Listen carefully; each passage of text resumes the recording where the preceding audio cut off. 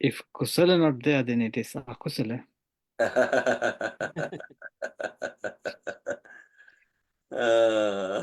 No, he's always kusala.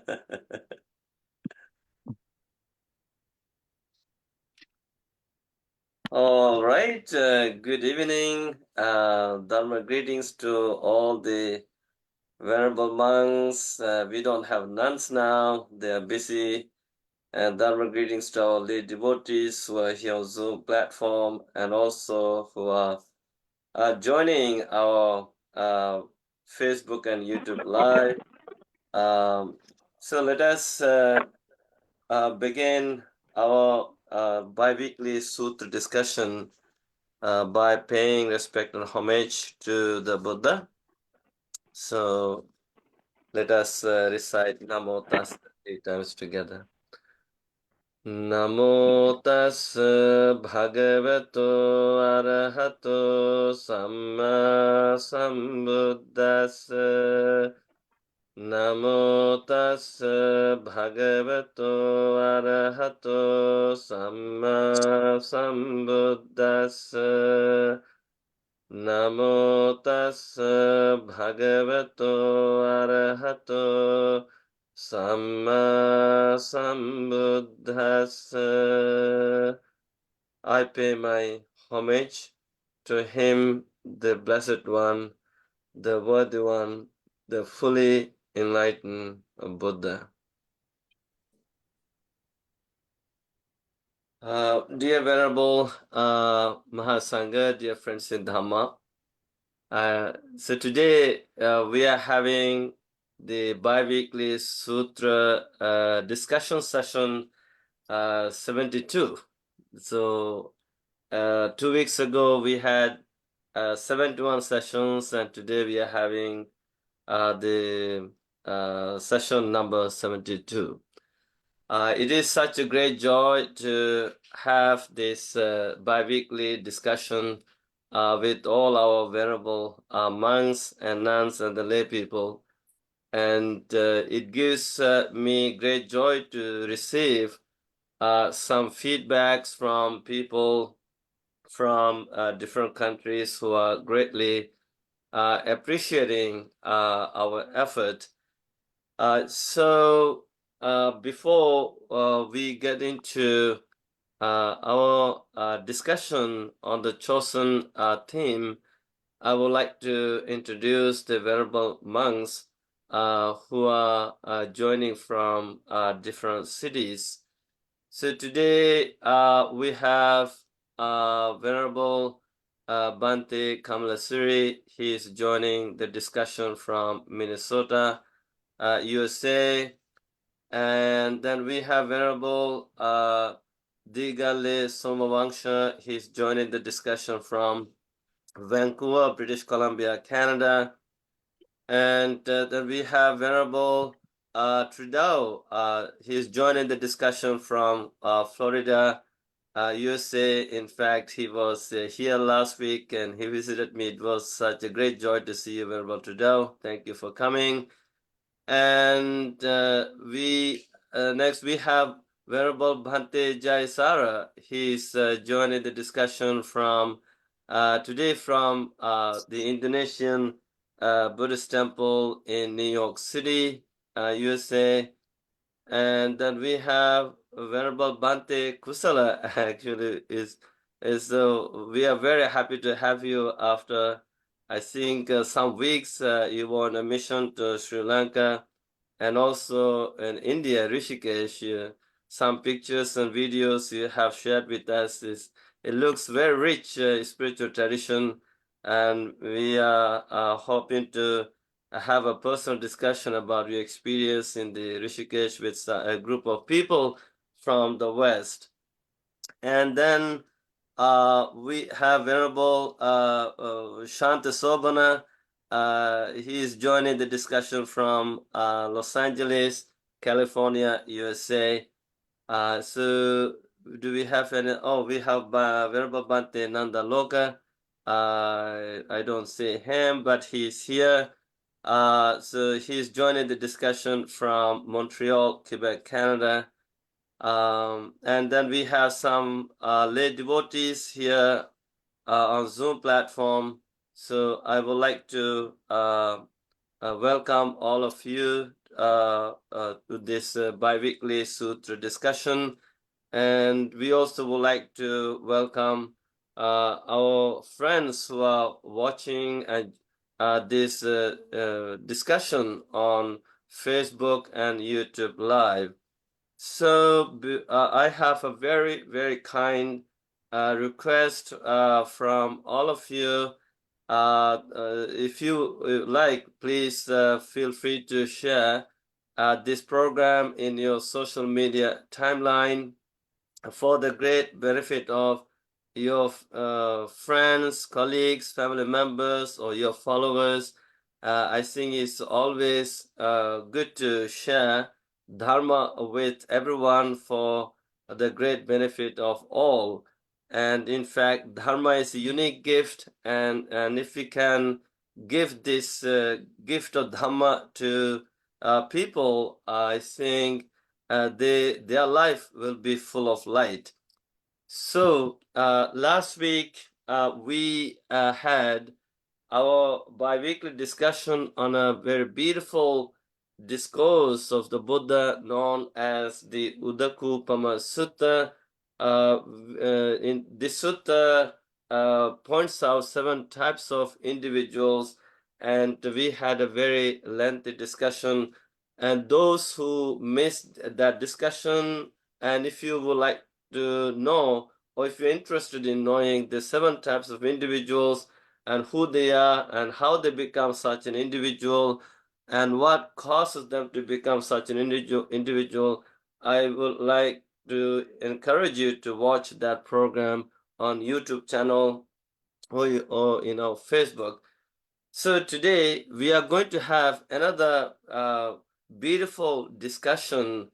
This is on the sutta known as the Ambalatthika rahulovada Sutta of the Majjhima Nikaya, and we have titled this discussion as the mirror simile for self-transformation. What is the purpose of this mirror reflection? So before we get into the discussion in detail, I would like to invite Bhante Kusala to give us the summary of that sutta, and after that, and of course, I would be very happy to give the opportunity to all of you to present your ideas, perspectives, your thoughts. So, Venerable Bhante Kusala from Boston, USA. Thank you, Bhante. Namami Sangham, dear Venerable ones. Great to be back and great to join this discussion again. And also you have picked a very nice teaching. This, I think, is a manual that is laid down for monks, nuns, lay men and lay women for learning and continuous reflection. I think this may have become a recital sutta that they often recited, and that it is organized in a systematic way. And this is found in middle length discourses of the Buddha. So the sutta number is number 61. And the Buddha was living at Rajagaha at Veluwana. The Kalandaka Nivapa is where the Buddha lived. It is called the Squirrel Sanctuary, where the Buddha lived, and his son, Rahula, apparently, according to the commentary, Rahula was only 7 when the Buddha gave this instruction to Rahula. So Rahula has lived at what they call Mango Stone, Ambalatthika. That is how the name Ambalatthika rahulovada has come, because there are several other Rahula suttas, especially the Greater Discourse to Rahula, and several other Rahula suttas. So maybe to distinguish this sutta from them, this sutta has Ambalatthika rahulovada as its name. So when the Buddha was approaching to where Rahula was, Rahula prepared a seat and showed veneration and even washed the feet of the Buddha. And the Buddha deliberately left a bit of water in that pot and used it as a parable to teach something to Rahula. So I invite you all to visualize a pot that has very little water. And this pot that has very little water is a monk who is intending to tell a lie. And that means he's not completely a monk. He has very little monkness in him. That is how the Buddha began this teaching. So the first parable is using that pot in various ways. Pot turned upside down and that little water thrown away. And so these various ways were used to indicate that there's very little samanya, monkness in that monk who intentionally tells lies. So the Buddha's first attempt is to make sure that Rahula always, tells the truth, no matter what circumstances he's faced with. That's very important for all of us. It doesn't matter what we are dealing with. When we tell the truth, it is so liberating. If we tell a lie, then there's guilt and shame and self-blame, especially from oneself. And you have to deal with that on your own. And so intentionally telling lies can become a habit for that person. And there is another parable that is about an elephant in the sutta. This elephant, the elephants have a way of hiding its trunk in the mouth. It's like drinking water using the trunk, and it's hiding the trunk in the war for its own safety. If the elephant is hiding the trunk and fighting in the war, the guardians of the elephant know that this elephant is protecting its tongue, and if the elephant is not hiding the trunk, the elephant can be destructive and can get in trouble. So this parable is used, as I understand, is a way that when you are telling lies, you are actually inflicting trouble on yourself, and you are on your way to get destroyed. You can look at the discourse perhaps and analyze it in a way that works for you. But that is how I understood it. If I am wrong, please feel free to correct me. And in the other part of the sutta, it is talking about another parable. It's about the mirror, continuously asking us to reflect on our verbal, bodily, and mental actions. And when you reflect on them, that if it is beneficial to yourself, if it is beneficial to somebody else, or both. If it is harmful to yourself, then you can know it by that mirror simile. Mirror is, the Buddha is asking a simple question: what is a mirror used for? And Rahula says it is for reflection.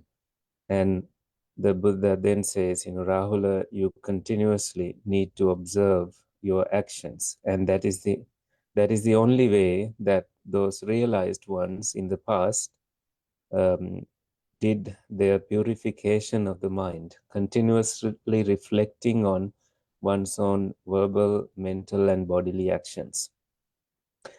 And this reminded me of the story from Gandhi. It is also ascribed to some other teachers in India, but the story came to me as a Gandhi story when this mother went to Gandhi because this child, actually the grandmother, went to Gandhi and said, this child lost his mom and dad, so I'm looking after this child. I'm the grandma, and this child has a bad habit, that is eating too much sugar. So I've taken this child to doctors, and doctors have told him to stop eating sugar because it reflects badly on his health. But the child did not listen to the doctors. And Gandhi apparently said, come back in 1 month. And the mother, came back in 1 month. And at that point, Gandhi said, child, don't eat any sugar. And the child has had so much devotion to Gandhi, and the child stopped eating sugar. And I think this can puzzle anyone, and it puzzled the grandma. And grandma asked, why didn't you tell him to stop eating sugar last month? And Gandhi said, I had the problem of eating sugar myself. I had to learn to stop it before I can give instructions to the child to stop eating sugar. You can place Buddha in the position of Gandhi and see how when the Buddha is, in perfect conduct himself and gives these instructions to Rahula, his son, and it's not actually father-son relationship anymore. It is a good teacher who is, who has, purified his own bodily, mental, and verbal conduct and gives instructions by looking directly at the eyes to his student, to his pupil, and it kind of lands directly at the center of the heart of the student. And that is what I could see in this sutta. So let's talk about it. And I like to learn from venerable monks and nuns. Thank you, Bhante. Thank you, Bhante Kusala, for giving us the summary, the essence of this discourse, Ambalatthika Rahulovada Sutta. So we are going to have a very sincere, open discussion about this. And of course, as the sutta outlines, there are two major parts. One is about the lying, the other one is about the reflection. So, and look at those, the similes, the parables found in the sutta, and what does it tell us, and how can we apply that teaching into our life. And also thank you so much for bringing up the Gandhi's story, and this, I think that's I have read that story a couple of times, and I see it's also very powerful. So now, why do we have to do this reflection? What is the purpose of the mirror? What does it do to us? And why do we have to do it? And what are we trying to achieve through this mirror reflection? So these are some general questions that I'm putting. So I see Venerable Jayasara from New York. raised his hand. Venerable Jayasara, what's in your mind? Oh, good. Thank you, Venerable Mahasangha and friends. So this is a very profound and important sutta on a wide variety of levels, especially the simile of the mirror. Coincidentally, I was teaching Sunday school for the Indonesian children. Yesterday, we were going over right speech, and I taught them the simile of the mirror. So this simile, actually, there were some 7-year-olds and young children that really took to the simile of the mirror. They liked it a lot. Mm. But this is a very important, those of you who've heard me talk on here before, I kind of really focus and really feel drawn to suttas that have very practical teachings. And this is one of those things where you read this sutta, and I did many years ago. I read this sutta and it's like, oh, I can put this into practice right now. Before I do an action, while I'm doing an action, after I'm doing an action, is this for my benefit and the benefit of others, or my harm and the harm of others? Mm. And this also points to a very important thing, because especially in talking to many Westerners and people who are learning about Buddhism and have lots of questions about karma, and they'll say, well, what if you do an action and you didn't have the intention, but for it to turn out bad, and it did? Is that bad karma? Mm. And honestly, you would have to say probably not. No, but the Buddha in the simile of the mirror accounts for this, right? So you started out doing something. You thought you had good intentions. It looked like it was going to be a good thing. And then while you're doing it, though, if you're reflecting, you realize, oh, this is not good. This is actually causing harm. I should stop this, right? Because of mindfulness, because of your awareness, your reflection, you actually then can kind of make an intentional choice to say, I realize this is causing harm now, and now I want to stop or do something else. So this is very important. Whether you're worried about your karma or worried about, the results of your actions beyond your karma, it's very important to do this reflection so that you understand, yes, I might have the best intentions in the world. One of my favorite sayings is not a Buddhist saying, actually, and quite literally, it doesn't work in Buddhism, but in life, it makes a lot of sense. And the saying is, the road to hell is paved with good intentions. Now, according to Buddhism, no, this is true. You don't go to hell because of with good intentions. Yeah. But what this means is we have lots of good intentions, but we're not awakened ones. We don't have full wisdom.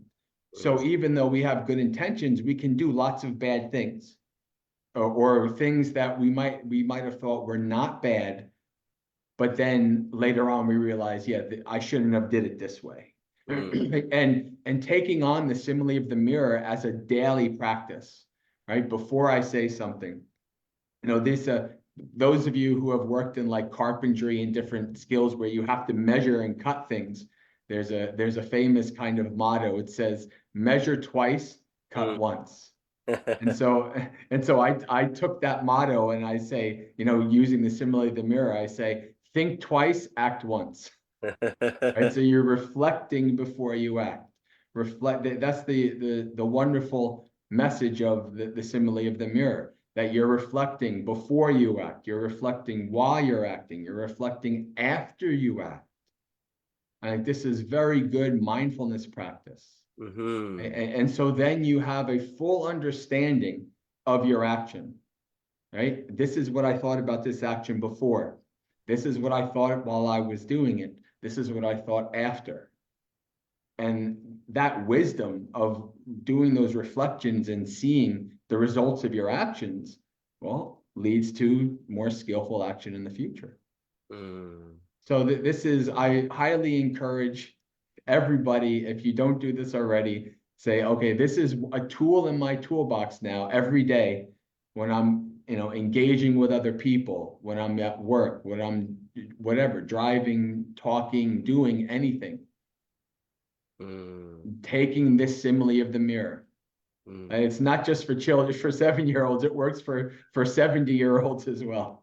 Very wonderful Buddhist teaching. Yeah, I think thank you very much, Jayasari. It works for everyone, and it doesn't have to be just a monk or a Buddhist monk or a lay person or a monk or a Buddhist.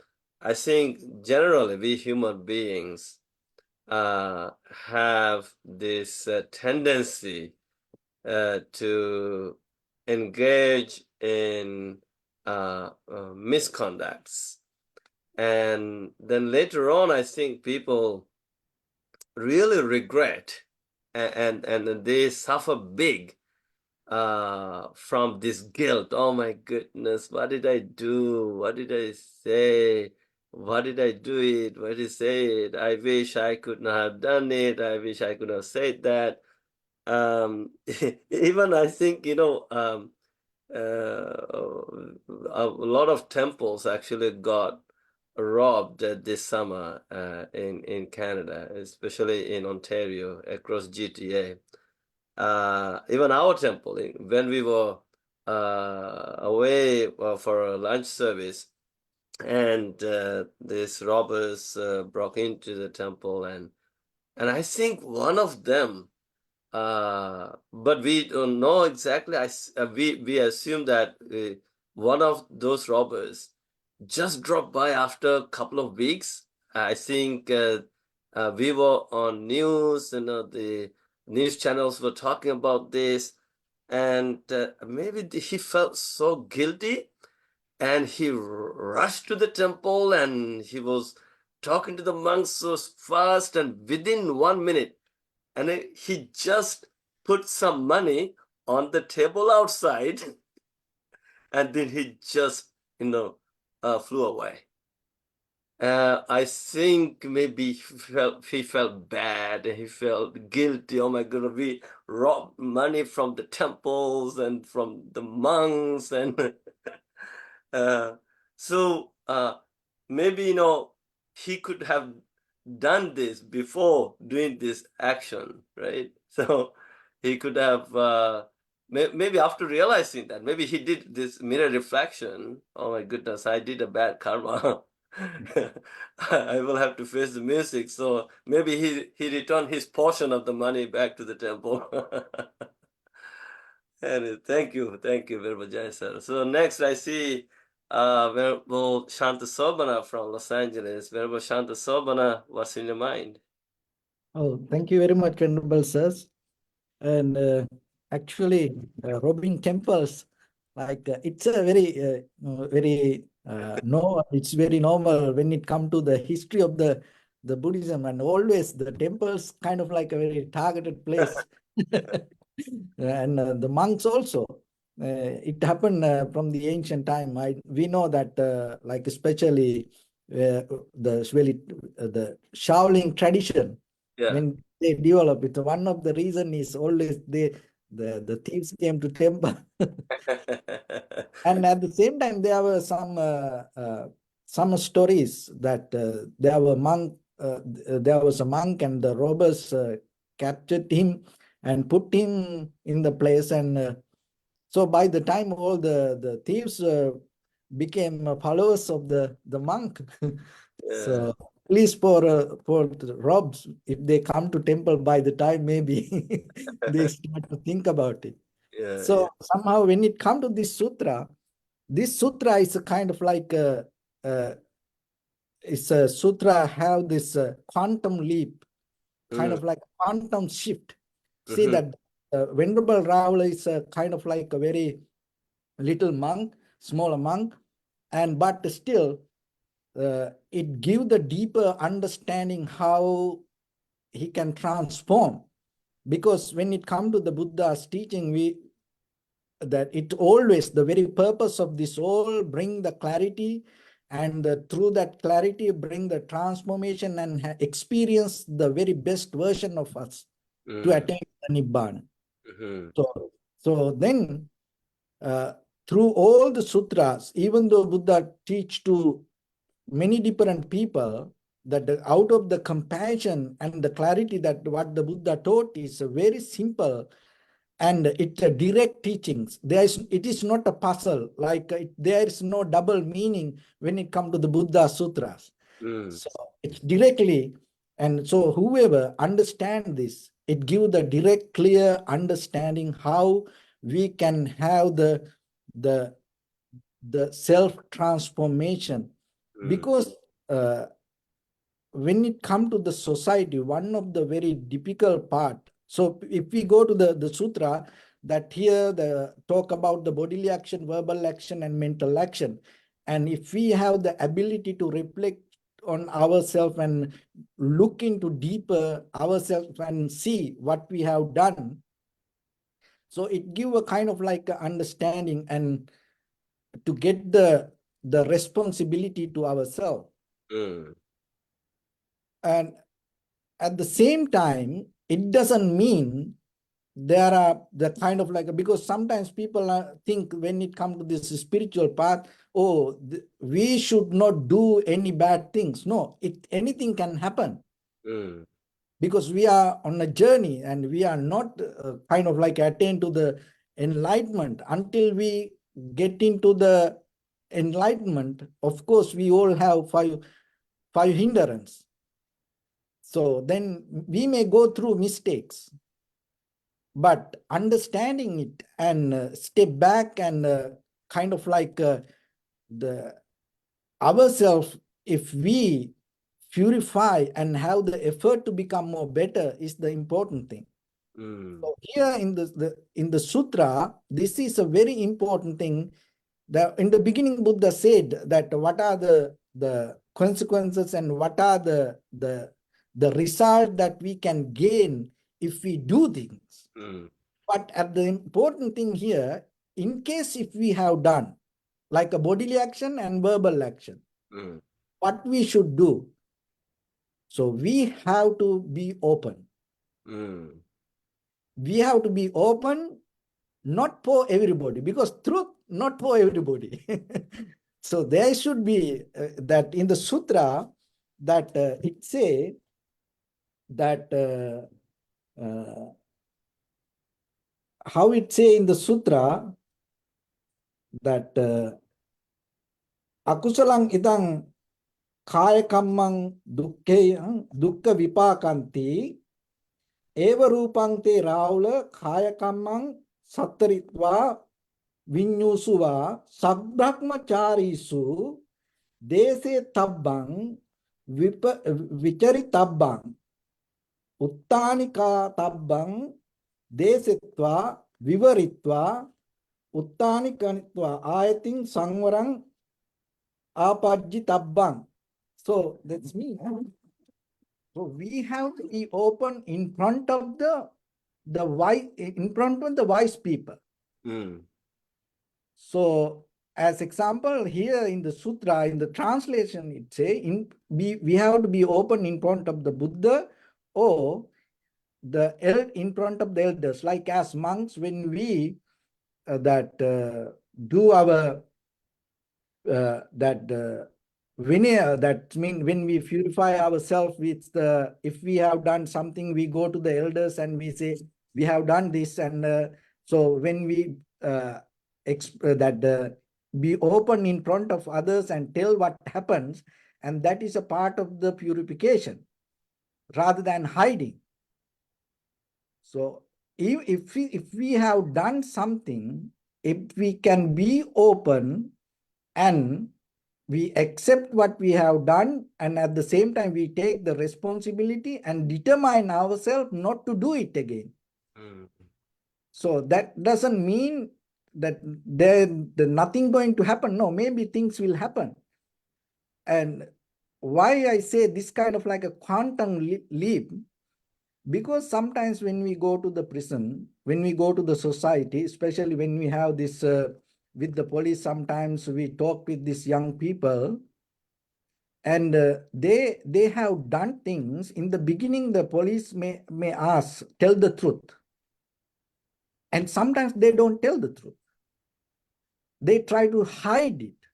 But then they have to go to the court, And even sometimes they hide things, they go to the prison, and then by the time, maybe when they find the truth exactly what happened, after this all, they get punished, they go to the jail, and they spend so much hard time, then finally they accept what they have done.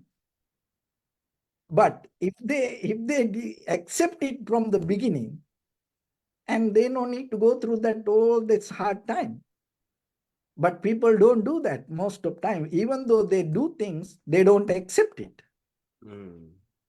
So if the person has ability, if something happen, if the bodily mistakes happen, verbal mistakes happen, and then they need to find somebody, and they have to tell what happens, and then accept the truth and try to do their best to not to do it again.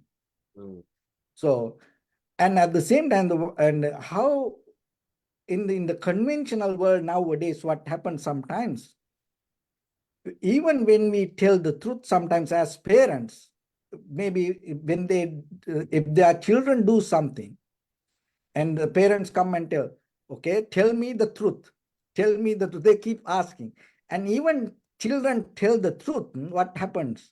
Most of time, parents punish them. Why you have done? So once the children tell the truth, you should not punish them, because then what will happen? Next time they're going to tell lies.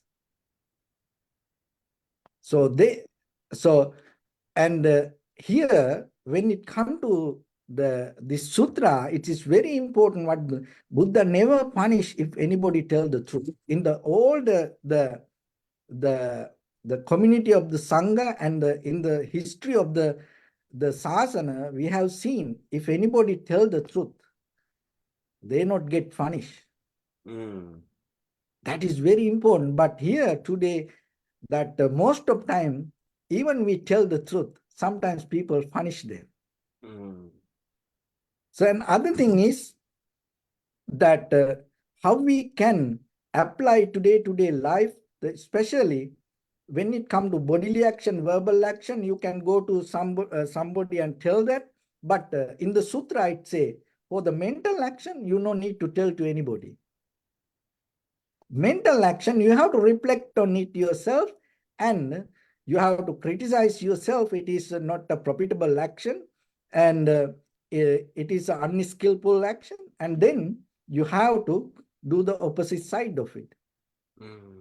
So at the same time, when it comes to this self-evaluation and self-reflection, it's not easy sometimes. So that's why that each other need to help. When somebody go through that difficult time period, or if someone has not matured with this ethical practice, the other people need to have the compassion towards them.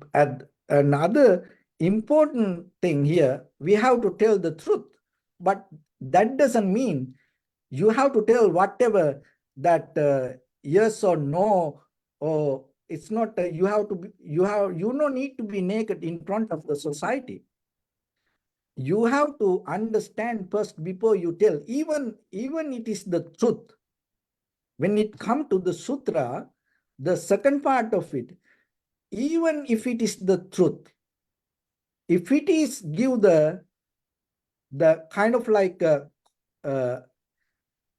something that cause the pain or suffering to yourself and the others, you should not tell that. So, but what happens today, sometimes even the monks, we have seen in Sri Lanka. So they tell whatever the truth. It's not kind of like just telling yes and oh, I have done this, so I didn't do. No. We have to be very careful with the words, because the communication build up the connection in between the society. It is very important. But we have to understand, when we say something, it is not that what we say, it is about the outcome. So that's why basically when it comes to the very ethics of the journalism, it says when it comes to the principles of the news, it say, even if it is a news, it is the truth, but you should not tell it if the society get disappointed out of that news. So that's why still it is against for the communicate this journalist ethics. If you show a kind of like a dead body, or even if you bring a news regarding if the people get mad or the angry, they don't tell that. So then we have to be very careful, even though it is truth, that if it is bring any kind of pain to yourself or others, if it is bring the suffering to yourself or the others, you have to be very careful about it. That doesn't mean you have to tell lies. No, there are many ways that you can tell things without bringing harm to yourself or to others or the society. So this self-reification is a method, and at the same time there was a story. It's called the dirty wise mirror. The dirty wise mirror is kind of, there was a mother, and she come every day in front of the mirror and she look at her face, and she that enjoyed. And then there was a little girl, her daughter, and she come to the mirror, and it looked like very dirty, dusty. And she asked the mother, how you look through this mirror? Because it is very dusty. It's very dirty, dark. So the mother told her, so you clean it, and then you will see you. So this girl was beautiful, and she was start to clean it little by little, and she get mad, disappointed, angry. And the mother told, don't get angry, don't get disappointed, be calm yourself, and start to clean it little by little. So somehow she became matured and young, and at the same time every day she used to clean this mirror little by little. And by the time when she became adult, and she started to show the beauty through the mirror, and at the same time she got purified inside her with the being patient and become skillful and putting attention and have the awareness within what she do. And then she got married, and by the time she had a daughter, and then the mother, now she's a mother. So she came to the mirror and she get the exactly very clear full view through the mirror. And her daughter now one day came to her and asked, oh mother, you look at this mirror, but it is look like very dirty, dark, dusty.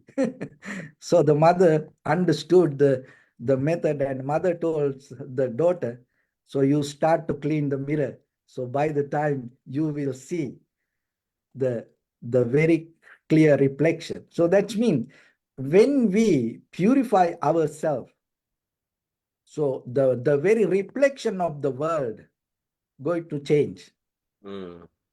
So otherwise, then sometimes we see things dirty, dusty, cloudy, dark. Sometimes it is not the world. Maybe it is our inner quality. So it is very important that having this quantum shift, that means rather than go through these all difficulties in life, and if we can have it within our own mind, and our self-life become more easy. Another thing is, through this sutra, it says, being open is a method sometimes to become purified. It is very difficult for us because we have the nature to be very close. And when we become very close, our egocentric, self-centered mind becomes stronger. But when we become open, and it is one way, we become purified, and at the same time, it is show us a way, and it's kind of like open the door to get out of this self-centered mind. So that is what I see through this sutra. I think it is a very beautiful sutra, and thank you giving this opportunity to share this. Yeah, thank you, Venerable Shantasoban. Actually, you have brought up a lot of ideas, thoughtful ideas, and there's something to deeply contemplate. And I think the mirror simile is very, very deep. I think that is the very reason why I have titled this discussion as the mirror simile for self transformation. Is this is all about us. Like I think even we suffer or we go through a lot of struggles or pains, especially the psychological, emotional pains and sufferings due to what we say and what we do. And like when we look at this mirror, of course, everybody uses the mirror. You know, every woman, every girl has a mirror, a small mirror in her bag. Even the man also does the same. And why? Because they want to take a look at your face, even when they put up the outfits. You know, they always look at the color, whether it's matching with the pants or shirt, and etc. etc. And if it is not matching, then they remove. They try to match, and they look at their face very you know, with a great interest and lovingly, passionately. And if they see even little dirt in the face, they try to remove it immediately. Even for me, you know, I don't know whether you noticed, I developed a kind of dark spot here, and I did some treatment, so it got reduced. And it also kind of you know, when people notice that, people say, oh, Bhante, this is getting bigger and bigger. You should, is it cancerous? You should see a doctor. You should see a dermatologist. But I kind of ignored.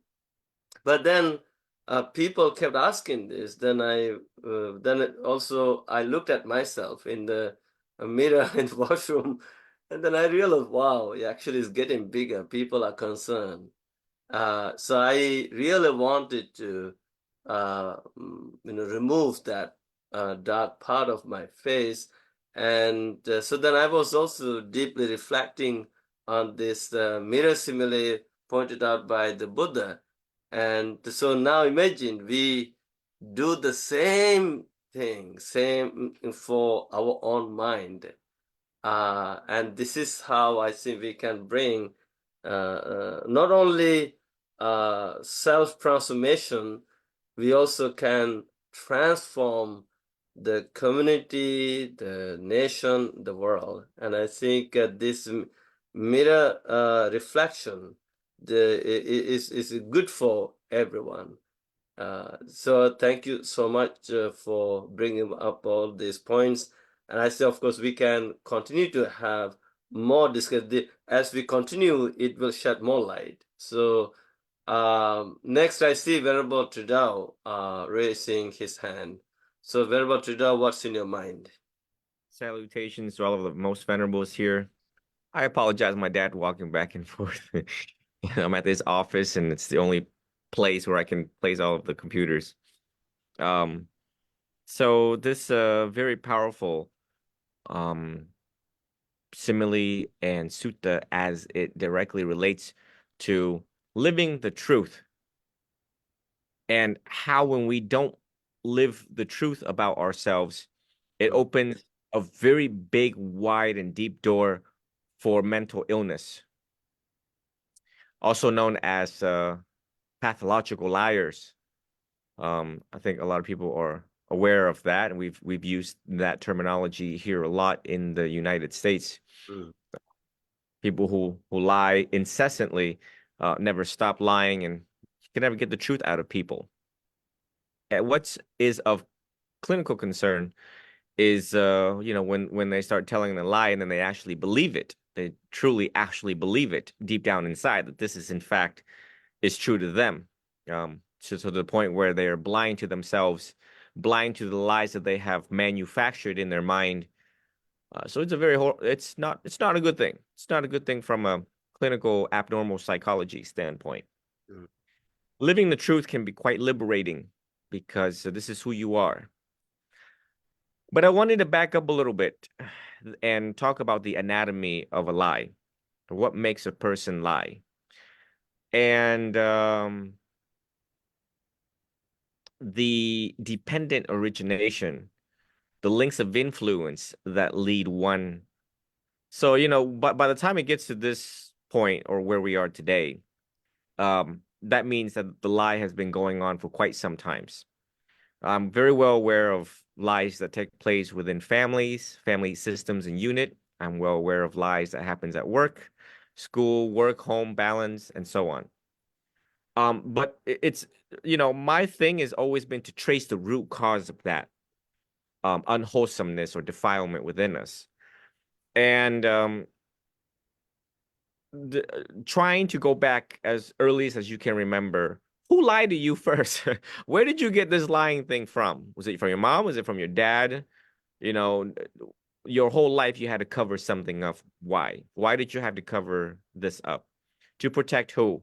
To protect you? To protect other family members? You know, it's the root cause could be addiction, trauma, or abuse. But I don't know, now you all have Buddhism, the awareness of it and how running away from the pain, running away from the truth, where has that landed you? And the awareness of that brings this up to the surface slowly. And doing something about it and decide that I can't carry this burden anymore. It's very mentally taxing to manufacture a lie. It's very mentally taxing to think of meticulously a lie. Where were you last night? What did you do? And who did you do it with? Let me share with you a very fun story. Mm. On my way out of the airport, visiting Venerable Sarnapala, you see, I came there with an intention. It was a pure intention. Like you got to go there with a goal. You can't not like get on a plane and don't know what you're gonna say to the most venerable, not what you know what's gonna happen. As soon as I got off the plane, immigration checks me out. The first layer of immigration checks me out. And they asked me this question, and they'll ask everyone this question: "You here for business or for pleasure? Why are you here?" I told the first officer, I'm going to Oman. I was very, you know, I just, it was a very direct question. It was just a very direct. You can't lie to these people. I said, I was stumbling. I was like, I'm gonna go to a monastery and I don't know, talk to the abbot there, vice abbot. I look very suspicious and sketchy because they caught me off guard. Mm. And I go past the second. And I did not know that there was a second layer of immigration that will screen you. So it was a gentleman. I would describe him from Browntown. So anyone in the Toronto area knows Browntown, right? Very ethnically diverse region geographically. And so I learned the term Browntown. So he's got the thing on his head, and he approached me in uniform and he says, "How are you? Where are you going? And why are you here?" And he was like very close up to me. And I said, now I know what, you know, I'm gonna go to a monastery like in the next hour. Then he let me go very quickly. As I crossed Buffalo, New York, same thing. All right. Um, I like being confronted. It's an awesome thing just because it reminds a person, what is your intention? You know, these are good people trying to figure out who you are. Why are you here? You here to do harm? You here to do drugs? You here not to keep the precept? You know, why are you here? And so hopefully, you know, I know that certain of my talks makes people feel very seen. But it is designed that way.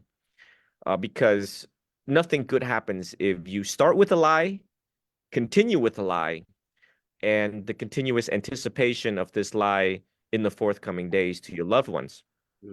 So I would invite everyone to examine the simile, to practice the dependent origination from the context of looking at the links of influence. Who were you with? What happened? Who did you do it with? Why did you feel the motivation to lie? Why did this lie sustain itself for so long?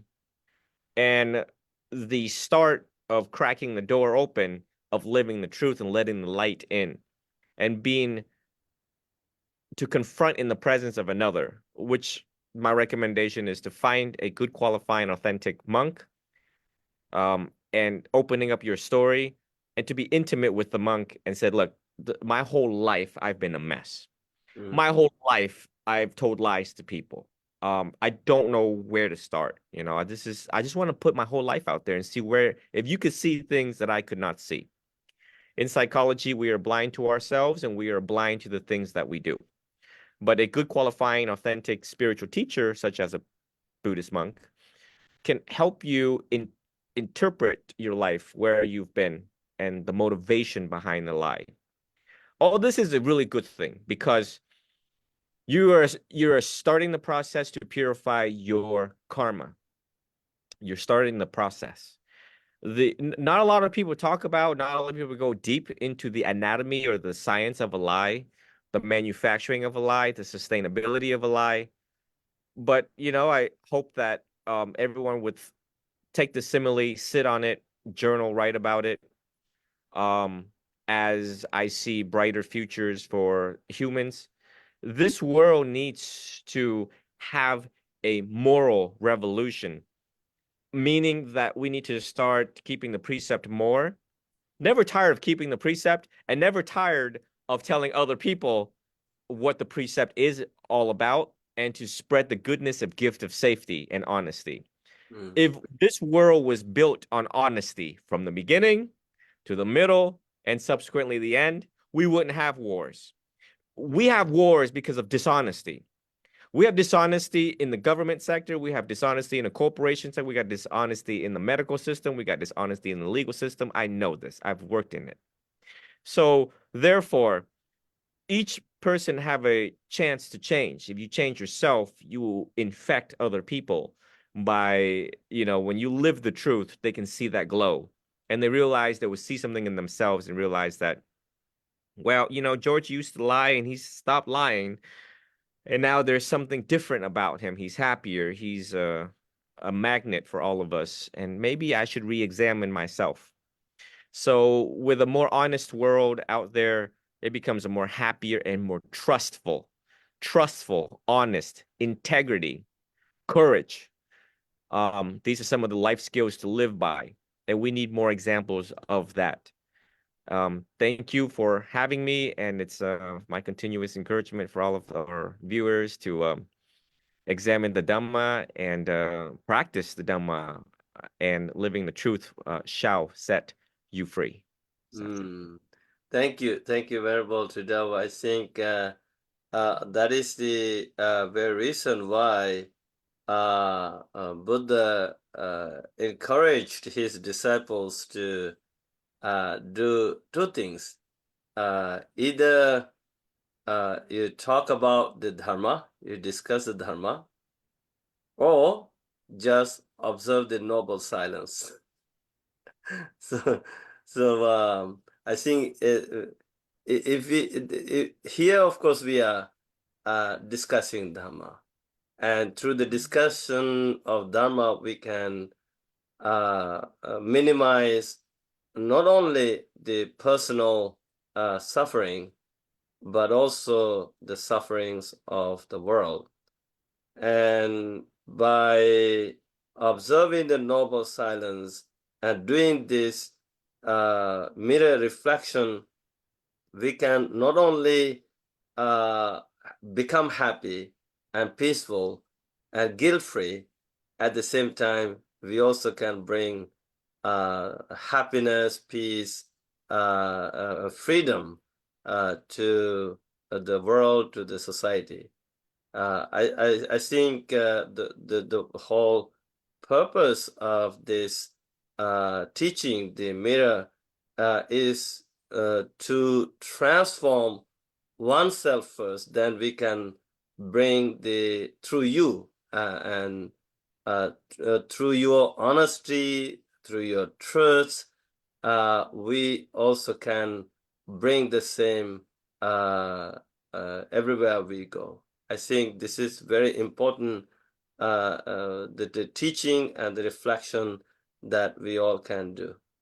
So thank you so much, Venerable Trudeau, for your perspective.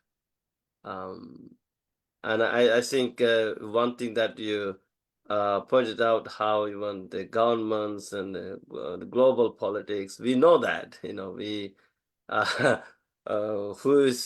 who are speaking the truth, who are speaking the lies, and in fact that creates a lot of fears, and at the end, and of course, a lot of people get killed, a lot of people suffer.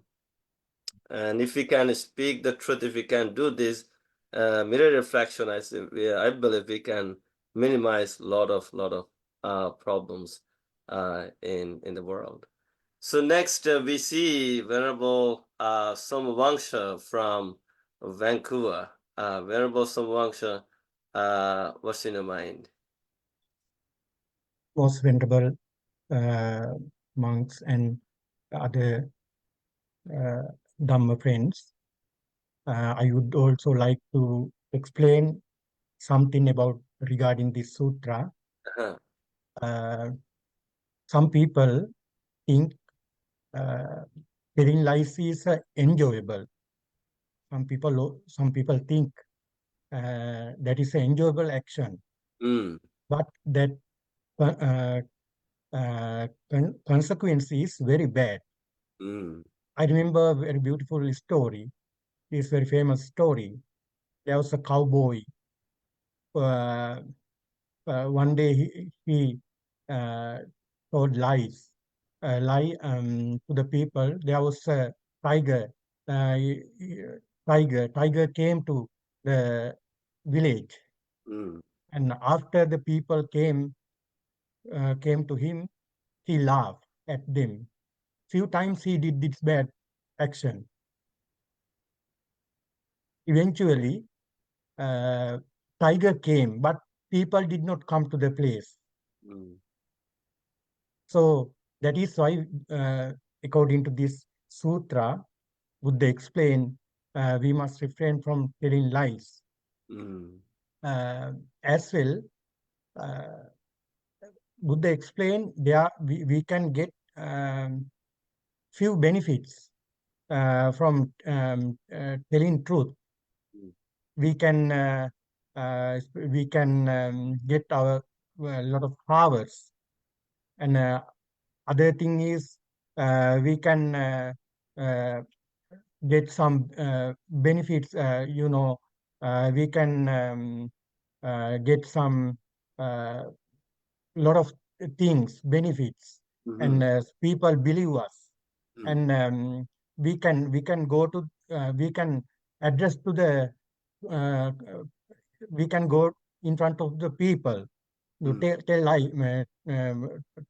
something, make a speech also. If I say lies, if someone invite me to tell a speech about the consequence of telling lies, I cannot do that. If first I must refrain from telling lies. That is Buddha explained in this sutra with three similes. One water ball simile, elephant simile, and mirror simile. Always we use a mirror to see our face and our body. We know every time piece of mirror we bring with us. When we go to somewhere, we see our face to correct everything. Like this, Buddha told us, we must correct our verbal actions. We must correct our verbal action. That is very beautiful thing. That is why Buddha told always tell the truth. That is, sometimes we will have to face some troubles to tell the truth. But that benefits are, we can get some lot of benefits with telling truth. We know one day King Bimbisara was nearby a river. There were so many people there, and he told people, if someone can bring this water to upstream, can someone to do this action? There was a lady who was a prostitute. She told to king, I can do this. She did that. Everybody was amazing, because how did this lady, this prostitute, did this action? She told to king, I did only when I promised to a guy, I never promised to another one on that day. If he did not come to me, I do not promise to another one. That is my truthness. That is why I bless with this and did this action. That is why Buddha told, always tell the truth. That is very beautiful thing. We know sometimes family problems are occurring because of telling lies. We know some country some problems, some various problems, various troubles we have to face with these verbal bad actions. That is my opinion, Venerable Sir. Thank you so much. Thank you, Venerable Somwangsha, for sharing your thoughts with us. I said this is the first time actually you are presenting your ideas. I think I highly encourage you to join. I know you joined the discussion and to speak up your mind. You know, this is going to help you a lot. And of course, the story that you told us is very famous. Where everybody read that story in their childhood. The village boy telling the people, you know, there's a tiger is here to kill us. The people come out, villagers come out to save him, rescue him from the tiger. But then he started laughing. Oh, there's no tiger. Second time he did the same thing. People also came out second time. And he did the same thing in the third time. Again, there was no tiger.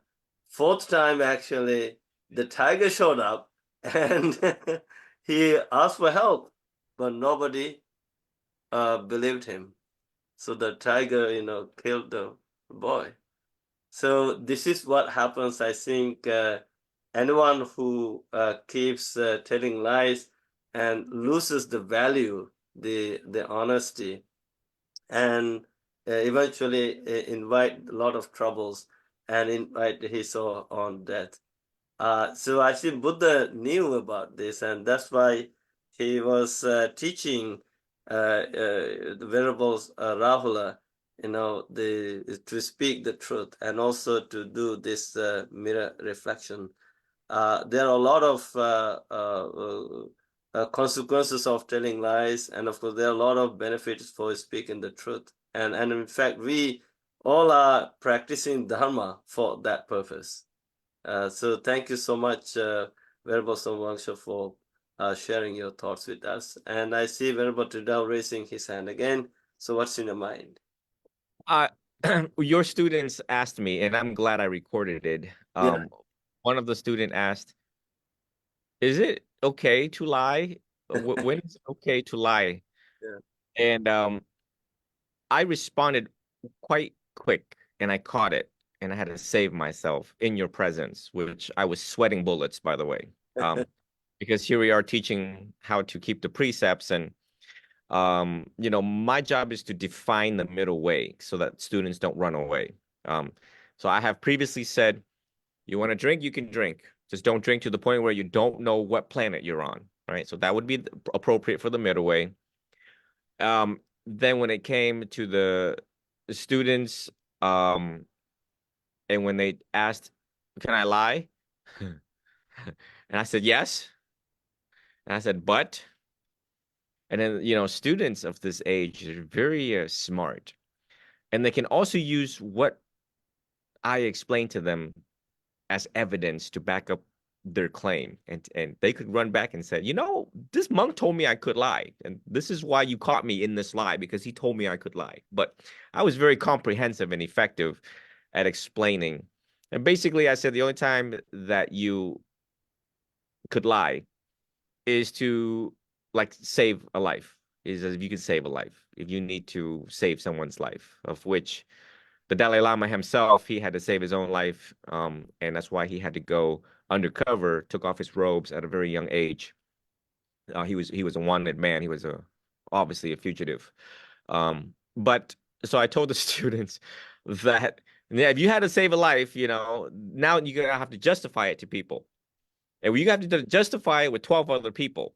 That we call that the jury in the court system. If you had to do this and explain to 12 people that don't know who you are, and if they agree with you, oh, then I guess the rest of us will probably agree with you. But if you cannot justify yourself in front of 12 people why you told this lie, and if it was harmful, and it was not beneficial, and it did not fall under right speech, the 4 elements, is it true, is it necessary, is the timing right, is it beneficial for all parties involved, then it becomes a violation. The other thing is, this is my little secret for everybody, which is, how do we know the truth about people? So my great professor, Dr. Andrew, Ecker College, says, oh, it's very simple.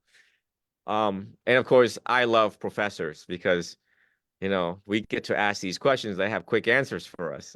So I like to be on the other side of the chair too. And I think I asked her that once. I said, how do you get the truth out of people? And this was a lady of 25 years of clinical experience. You can't go any higher than a professor in life. And she says, simple. In order to get the truth, 2 things. What they say needs to be congruent with what they do. And subsequently, if they walk the talk, then that's how you get the truth. So in essence, the additional contribution here is, you all can see that it's very taxing to come up with a lie.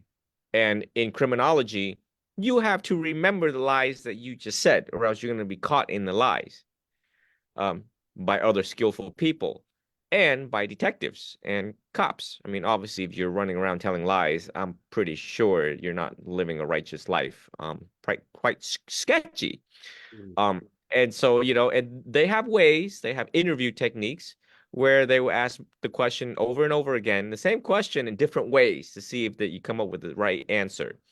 And sometimes they might let you rest for a couple hours and then wake you up and look at you dead in the eyes and ask you the same questions again. So, and like I've said before, it's very liberating.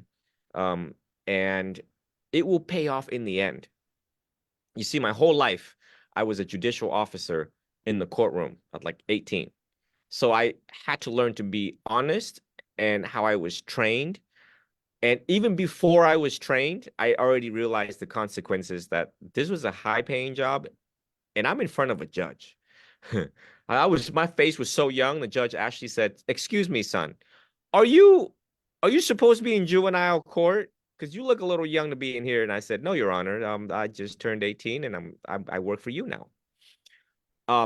But I had this wise fear that, whatever happens in this courtroom, it's recorded. I have to swear myself in.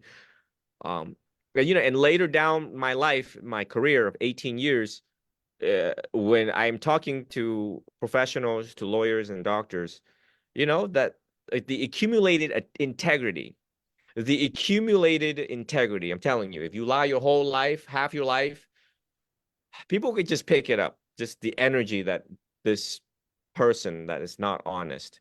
But if you live your life of integrity, when you meet people in a very short amount of time, and you need to make your case, and you need to get things done, and you need something from them, or you need to just progress, I'm telling you, these people know, they can feel it. And it's the way how they feel about it that, and if they like you, your whole life will become so much better. And if they don't like you because they can pick up the fact that you are a person that is an artist of lying, then your life's going to be rough and tough down the road. But yeah, I just wanted to inspire other people, and it has to start with, first and foremost, my own walk in this life and how difficult it is. You know, like when Venerable Sarnapala introduced me to his students, and Venerable Sarnapala said, "Look, this man's got 1 million followers on TikTok." And the it's like 28,000 on YouTube and all these other stuff. Like, I am in direct examination of the people that I serve. Okay, you imagine my face on there for millions of people to see. And what happened if I ran around my half my life, majority of my life, lying to people? How do you all think that would turn out for 1 million people when they found out certain things, right? So I hope to inspire all of you, first and foremost, by and through my own change. Yes, I did lie when I was younger, and I thought I was slick, and I thought that I could get away with it. Yeah, no. And I realized that I have to utilize my intelligence for the right reason. And subsequently, you do get caught. And subsequently, I did get caught, and I realized, well, the Dhamma is the way, period. The way, the truth, the light, and the ultimate truth. So yeah, hope you all rejoiced in all of that. And may you all be well, be happy. And I'd like to yield the floor back to Venerable Sarnapala. Yeah, thank you, Venerable Tridel, for sharing more of your thoughts. In fact, I think even there are a lot of people who told me, actually, they lost a lot of privileges in their life, including the jobs, because of lying and not telling the truth. And how long can you lie? Maybe 1 month, 1 year, several years. One day you're going to get caught. That day you suffer. I said that's why in this sutta, the Buddha says, is it harmful to you? Is it harmful to others? Is it harmful to everyone? So this is how I think we do this mirror reflection in this mirror simile. That if it is harmful to you, harmful to others, harmful to everyone, then we had to think twice whether I should say this or do this or not. But if it is not harmful to you, to others, to everyone, then it's okay. It's very beneficial to everyone. So this is the essence of this mirror simile. And I actually would like to know from Venerable Bhante Kamalasuri from Minnesota. I know, Bhante Kamalasuri, you will mindfully, patiently listening to this conversation, what other monks are saying. And I know, Bhante Kamalasuri, you have a different way of thinking. The way you see certain things is very powerful. And of course, personally, I would like to hear your perspective. I'm pretty sure our audience are going to enjoy. Yes, I was enjoying all of these ideas, and it, yeah, everybody nicely explained it. Then I was thinking about they are not the empty pots. All of the fulfilled pots are there. I know it is open always. Then I think so everybody was explained perfectly the sutra, and I was thinking a little bit about, because I heard that word when Venerable Rahul, he was mentioned as a small monk, but actually it is nature because of we know the 7 years old boy and the small monk, Samanera. But when the Buddha was attained to Nibbana, he also attained to Nibbana before a couple of months ago. Then at that time, he was the 52 years old mature monk. Yeah, that is a very interesting thing. And otherwise, here he was little bit, according to this sutra, he was in a forest area alone. I think at least after his 25th year, the age of 25th, he must stay alone because after his high ordination, at least 5 years, as a newly high ordination monk, Upasampada monk, had to stay with the teachers.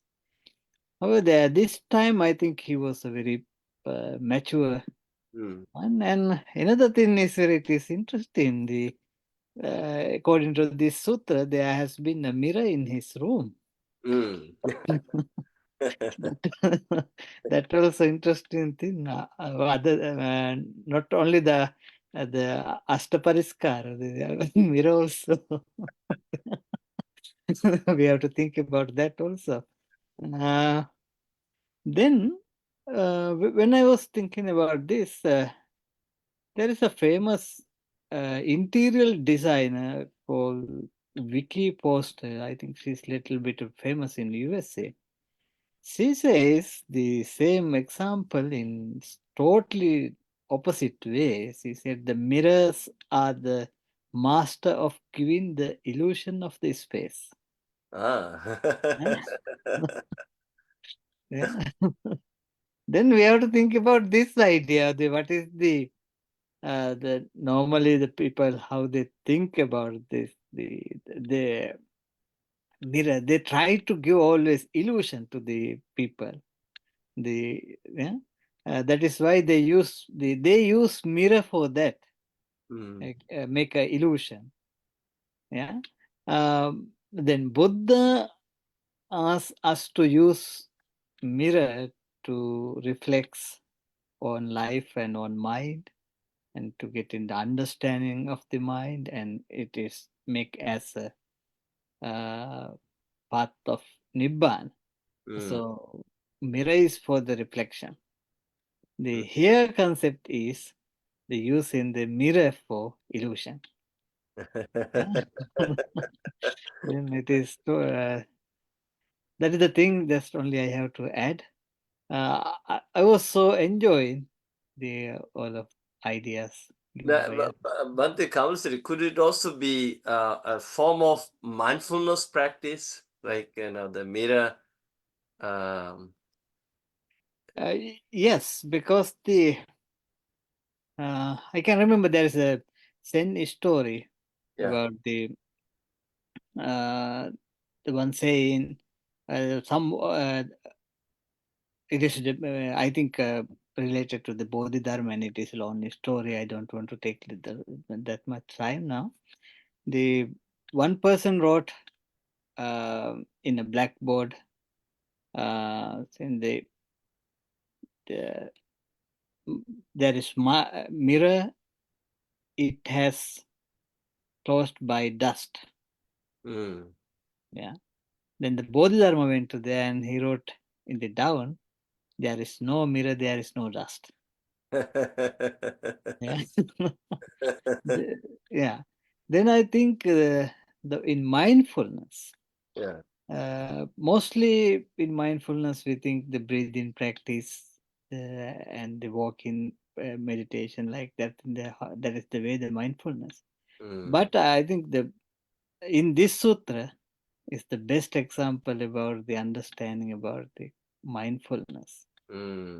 Yeah, be aware. Yeah, and reflects oneself. Yeah, and also like I remember Bhante Ji, the author of famous book Mindfulness in Plain English. One of his meditation instructions is like when you are doing mindful breathing, at that moment, when you're breathing in, you have to be more mindful to see whether you're breathing in with greed or with anger or with jealousy or with uh, distracted mind or something like that, or free from distraction. Even you have to do the same thing when you're breathing out and see how long you can do that. And we also could do the same thing while we are eating. Are we eating with the greed or craving or desire, or without craving, greed, and desire? So I think in the same way, like in day-to-day life, whatever we are doing or saying, like, is my verbal or physical action rooted in emotion, like negative emotions or positive emotions? So if we know that, oh my goodness, even let's say if I'm looking at you, now am I looking at you with this attraction or wanting or something in mind, or without that? So I think this deep mindfulness practice, I find it kind of mirror similar practice, mirror reflection, to purify our mind and heart, so to transform our life. Yeah, I think I like to add a little bit that because of our words, our thoughts and actions are the mirrors. Yeah. They reflects our own mind. Yeah. Thank you. Venerable Shanta Sobana, did you have something in mind? We have 2 more minutes. Yeah, actually, what I want to mention that when it come to our life, like when situations come sometimes, like as example, if there is a fire, we call fire department. When they come, they overtake the situation. And if we go to the emergency, and it doesn't matter what we think or what we want, sometimes the doctors overtake the situation. And if there is a kind of like a situation come, if we call police, when they come and they overtake the situation, like that, end of this all of us need to face for the karma. Because there are situations come, things go beyond our hand, karma going to overtake the situation.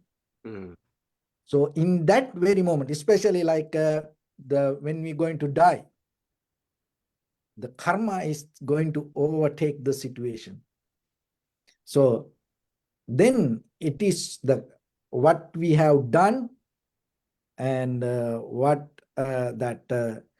we accumulated through our own intention going to justify our journey. So it is very important for us to then know mind is the forerunner, mind is the chief, mind is the creator. So then we are responsible for our life. Yeah. We have that understanding always, we take care of our mind. If we can do that, there is no doubt inside us, because when it comes to hindrance, the doubt is something that give us a hard time. So the very good word, as the Venerable Chidrao mentioned, integrity, especially for young people nowadays, it is very important to develop the integrity. And because nowadays we see people that much don't put attention to that. But if we develop the integrity in a conventional life and at the same time in the spiritual world, it's going to become beneficial for all of us. Yeah. Thank you so much, Venerable Shantasobana. And I think we all can do this mirror reflection practice for our own psychological, spiritual benefit. And it's not just the monks or the Buddhists. Anyone can do it for their own emotional, psychological, spiritual benefit. So today we have done amazing job, and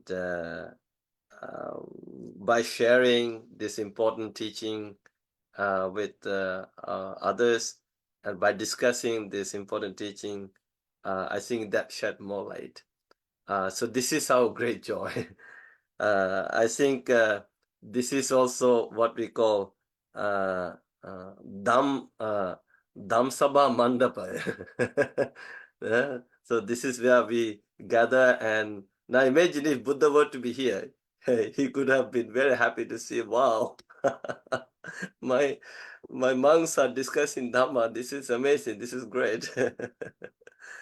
Okay, so today I don't know who would like to recite the Ovada Patimokkha verses. So those normally who do, they are not here today.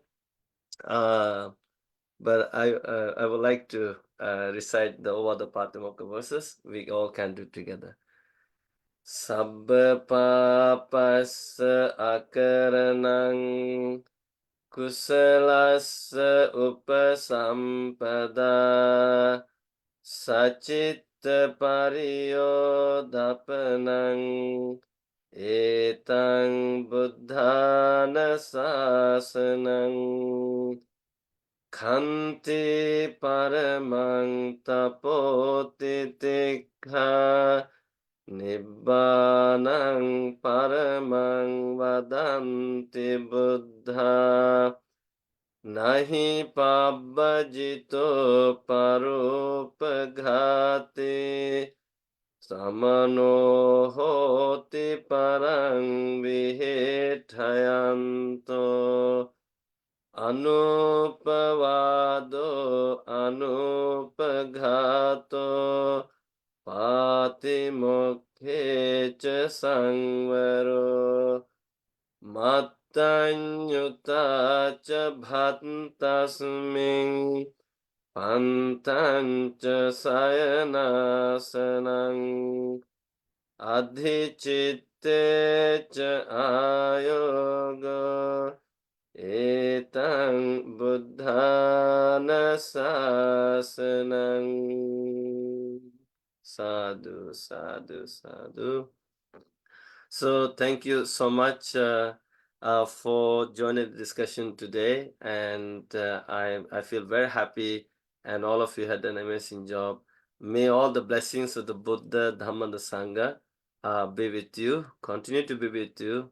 May Devas continue to protect and guard all of you with the divine blessings for your health and safety. And Sabbe Satta Bhavantu Sukhitatta. May all sentient beings be well, happy, and peaceful. So with this in mind, I would like to conclude today's 72nd Dhamma discussion, and I'm hoping to see you all in 2 weeks' time. So good night from Canada. Bye-bye.